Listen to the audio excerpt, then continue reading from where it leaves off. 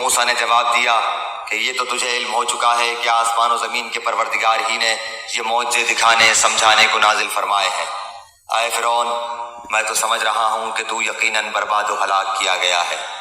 ہم سے یہ مطالبہ، چھوٹا جا مطالبہ ہے۔ ابراہیم کے آگے تو 2 بیویاں اور بیٹھی تھیں، ایک سارہ، ایک مدین کی ماں، 2 بیویاں، فلسطین کی بستی آباد سرسبز۔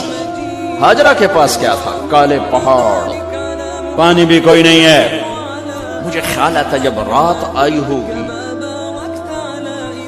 تو رات کا اندھیرا، پہاڑوں کا اندھیرا، کالے پتھروں کا اندھیرا، گہری وادی کا اندھیرا، ان سارے اندھیروں میں ایک عورت کا تصور کرو، معصوم بچے کو گود میں لے کے جب بیٹھی ہوگی تو تاروں نے ابھر کے دیکھا ہوگا کہ یہ کون مائی ہے۔